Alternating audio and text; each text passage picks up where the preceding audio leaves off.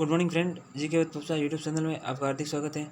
दोस्तों, आज हम पढ़ेंगे 8 मई का करंट अफेयर और इसमें हम देखेंगे जो इम्पोर्टेंट न्यूज़ है वो और जिससे बनने वाले क्वेश्चन जो हमारे भविष्य में होने वाले एग्जाम में पूछे जा सकते हैं। तो आज की हमारी जो पहली न्यूज़ है वो है पूर्व केंद्रीय मंत्री और RLD के संस्थापक अजीत सिंह का निधन। तो पूर्व केंद्रीय मंत्री और RLD यानी कि राष्ट्रीय लोक दल के फुल फॉर्म भी पूछी जा सकती है कि RLD, तो ये भी हम ध्यान में रख सकते हैं कि संस्थापक और नेता अजीत सिंह का कोविड-19 के कारण निधन हो गया है। वो भारत के पूर्व प्रधानमंत्री चौधरी चरण सिंह के पुत्र थे। इतना हम याद रख सकते हैं इस न्यूज़ से। अगली जो हमारी न्यूज़ है वो है भारत, फ्रांस, ऑस्ट्रेलिया ने किया पहली त्रिपक्षीय वार्ता का आयोजन। तो G7 विदेश मंत्रियों की बैठक के अवसर पर लंदन के यूके में पहली बार भारत, फ्रांस, ऑस्ट्रेलिया के त्रिपक्षीय विदेशी मंत्री स्तरीय वार्ता आयोजित की गई और इसमें हमारे भारत के विदेश मंत्री डॉक्टर एस जयशंकर और यूरोप और विदेशी मामलों के लिए फ्रांस मंत्री श्री जीन येवेस ने लिडियान आदि, ऑस्ट्रेलिया के विदेश मंत्री सीनेट मॉरिस पाई ने। तो कुल मिला के इनकी जो मीटिंग थी और इसमें ये जो है इनके विदेश मंत्री, भारत के विदेश मंत्री ने भाग लिया। हम भारतीय विदेश मंत्री का नाम याद रख सकते हैं, बाकी वाले की तो शायद इतना इम्पोर्टेंट नहीं है। और इसी में कोविड-19 से बचने के लिए और साथ ही साथ विश्व में जो समस्याएं चल रही है, वैश्विक समस्याएं सभी देशों के लिए हैं, तो उनके लिए उनसे निपटने के लिए ये बात की है। G7 की जो मीटिंग थी उसमें मंत्री स्तरीय वार्ता। अब इसमें G7 के सदस्य जैसे कनाडा है, France, Germany, Italy, Japan, United kingdom और संयुक्त राज्य अमेरिका, ये G7 के देश हम याद रख सकते हैं कि निम्न में से कौन सा देश G7 में नहीं आता है, तो ये याद रख सकते हैं हम। अगली जो हमारी न्यूज़ है वो है कि फिश सॉल्यूशन का अनुमान फाइनेंशियल ईयर 2020 के लिए भारत की GDP वृद्धि दर है वो 9.5% रहेगी। तो फिश सॉल्यूशन है, इसने जो भारत की विकास दर है, वृद्धि दर है वो 2021-22 यानी कि जो वित्तीय वर्ष है उसके लिए बताई गई है कि 9.5% तक रह सकती है, उसका अनुमान लगाया है। और कारण वही कोविड-19 के मामलों के बढ़ते हुए और लॉकडाउन की राज्य स्तरीय लॉकडाउन के परिणाम स्वरूप आर्थिक स्थिति में हुई कमी के आधार पर इन्होंने बताया है। अगली न्यूज़ है कि कोविड-19 के कारण अभिनेत्री अभिलाषा पाटिल का निधन। तो इन्होंने ये जैसे गुड न्यूज़ है, बद्रीनाथ की दुल्हनिया है, छिछोरे हैं, इन निम्न मूवी जो है फिल्मों में अभिनय करने वाले अभिनेत्री अभिलाषा पाटिल, उनका निधन हो गया कोविड-19 समस्या के कारण। अभी ध्यान रख सके कोरोना से बहुत मौतें हो रही हैं। अगली हमारी न्यूज़ है कि मेगन मार्कले ने बच्चों की पुस्तक द बेंच का विमोचन करेगी। तो मेगन मार्कल 8 जून को द बेंच नामक अपनी पुस्तक है उसको जारी करेगी और जो एक कविता से प्रेरित है और अपने पति प्रिंस हैरी को उनके पहले फादर्स डे पर वो लॉन्च करने वाली है। तो ये इनकी बुक आएगी, तो ये हम ध्यान रख सकते हैं। अगली जो हमारी न्यूज़ है ये है तमिलनाडु से और इस न्यूज़ को भी देख लेते हैं। DMK प्रमुख स्टालिन बने तमिलनाडु के मुख्यमंत्री। तो तमिलनाडु के राज्यपाल बनवारीलाल पुरोहित, ये हमें याद रखने की जरूरत है क्योंकि तमिलनाडु चर्चा में है, तो इनके राज्यपाल का नाम पूछा जा सकता है भविष्य में होने वाला एग्जाम में।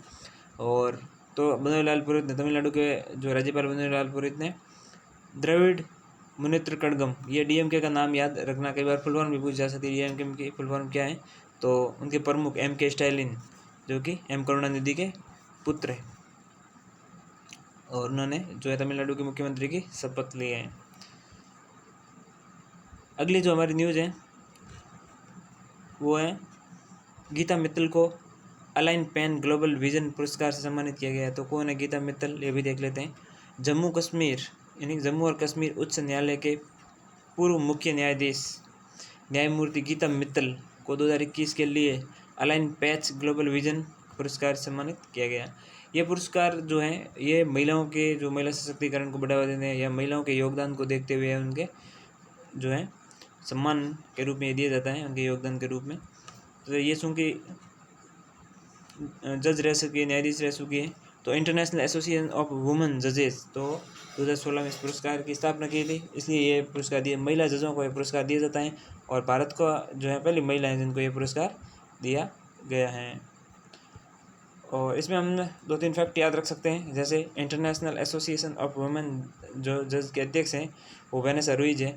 इंटरनेशनल एसोसिएशन ऑफ वुमेन जजेस की स्थापना 1991 में हुई थी और इंटरनेशनल एसोसिएशन ऑफ वुमेन जजेस का मुख्यालय है वो वाशिंगटन डीसी अमेरिका में हैं।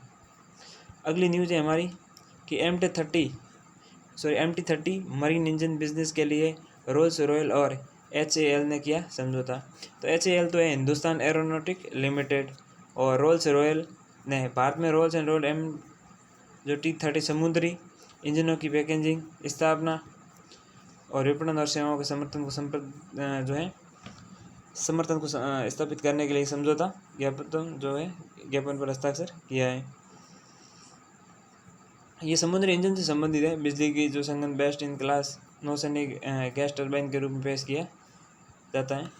तो नौसैनिक बेड़े को मजबूत करने के लिए जो MT30 समुद्री इंजन है उसके समझौता करेगी HAL और रोल्स रॉयल है। इसमें हम 2-3 चीज़ें याद रख सकते हैं या इस न्यूज़ से 2-3 फैक्ट, जैसे हिंदुस्तान एरोनॉटिक लिमिटेड है, इनके जो CMD हैं आर माधवन साहब हैं, और इसका जो मुख्यालय है वो बेंगलोर में, और रोल्स रॉयल के CEO है टॉरस्टेन मूलर ओत्सवे, ये भी हम याद रख सकते हैं। और इनके जो संस्थापक हैं, रोल्स रॉयल के संस्थापक हैं बेयर सिक्से मोटरनवीर के एरजी, और इसकी स्थापना हुई थी 1994 में। और रोल्स रॉयल का मुख्यालय है वो West Hampton United Kingdom UK में है। तो ये कंपनी कहाँ की है? ब्रिटेन UK की कंपनी है। अगली जो हमारी न्यूज़ है वो है सीरम इंस्टीट्यूट UK में अपने वैक्सीन कारोबार का विस्तार करने के लिए 240 मिलियन जो यूरो हैं का निवेश करेगा। तो सीरम इंस्टीट्यूट ऑफ इंडिया ये निवेश करेगा यूनाइटेड किंगडम में अपनी वैक्सीन कारोबार को विस्तार देने के लिए। चूँकि अभी हाल ही में खबरों में ये जो है आधार पूनावाला जो सीरम इंस्टीट्यूट के जो CEO हैं या संस्थापक हैं, जो भी CEO हैं, क्योंकि इन पे शायद कुछ इनको धमकी मिली है, अटैक होने की संभावना है इन पे, तो इस वजह से अभी UK में ही हैं, यूनाइटेड किंगडम में ही, और वहाँ बैठे ही इनको ऑपरेट कर रहे हैं। और इसमें हम 2-3 फैक्ट याद रख सकते हैं इस न्यूज़ से, जैसे जो सीरम इंस्टीट्यूट ऑफ इंडिया है उसकी जो स्थापना 1966 में साइरस पूनावाला जो आधार पूनावाला के क्या है पिता हैं, आधार पूनावाला 2001 में सीरम इंस्टीट्यूट ऑफ इंडिया में शामिल हुए, 2011 में कंपनी के CEO बन गए। अगली जो न्यूज़ है हमारी कि विश्व एथलेटिक्स दिवस ये 5 मई को मनाया जाता है। तो विश्व एथलेटिक्स दिवस हर वर्ष 5 मई को मनाया जाता है, और इस दिवस को मनाने का जो है एथलेटिक्स में एक तरह का जो मूल उद्देश्य है एथलेटिक्स जो युवाओं की भागीदारी है उसको बढ़ावा देना है, और खेलों में जो है सार्वजनिक जागरूकता बढ़ाना, और युवाओं को खेल के महत्व के बारे में शिक्षित करना है, और युवाओं को खेलों की ओर जो है आकर्षित करना है, इस वजह से इनको मनाया जाता है। फिर विश्व एथलेटिक्स के अध्यक्ष हैं सेबेस्टियन कोय, और विश्व एथलेटिक्स का मुख्यालय है मोनाको, और विश्व एथलेटिक्स की स्थापना हुई थी 17 जुलाई 1912 को। अगली जो हमारी न्यूज़ है वो है 7 मई को मनाया गया BRO का 61वां स्थापना दिवस। अब देखते हैं ये BRO क्या है। तो सीमा सड़क संगठन बॉर्डर रोड ऑर्गेनाइजेशन है ये, इसकी स्थापना 7 मई 1967 को हुई थी, 60 को हुई थी। और इसका जो मेन उद्देश्य है ये भारत के सीमाओं संबंधित जो भी देश हैं, पड़ोसी देश हैं उनमें, और भारत की सीमाओं पे जो है सड़कें बनाने का काम करती हैं। कहते हैं चीन और पाकिस्तान के नाक में दम कर रखा है इसने, साथ ही थोड़ा बहुत नेपाल के भी, क्योंकि ये भारत के पड़ोसी देशों और ख़ासकर चीन और पाकिस्तान को छोड़कर भारत के पड़ोसी देशों में ये जो है सड़क बनाने का काम करता है। और ये सड़क बना देता है तो विवाद खड़े हो जाते हैं, कभी गालोन घाटी में चाइना, तो कभी नेपाल लिम्पियाथोरा वगैरह को लेकर काला पानी विवाद को लेकर खड़ा हो जाता है। तो ये जो है इसने अभी हम कह सकते हैं कि जो BRO ने अभी तक 53rd मतलब 53,000 किलोमीटर से अधिक सड़कों का जिम्मेदार हो गया, निर्माण कर दिया है इसने, किलोमीटर लंबी सड़कें बना दी हैं। तो आज जो हमारी 8 अप्रैल की करंट अफेयर की जो न्यूज़ थी वो हमने देखी, इससे संबंधित जो भी क्वेश्चन बन सकते हैं फैक्ट देखे हमने, जो हमारे भविष्य में एग्जाम में पूछे जा सकते हैं। तो उम्मीद करते हैं इस वीडियो से ज़रूर आपने कुछ सीखने को मिला ही होगा। अगर आपको ये वीडियो पसंद आया हो तो इसको लाइक करिए, शेयर कीजिए, कमेंट कीजिए और चैनल को सब्सक्राइब कीजिए। धन्यवाद।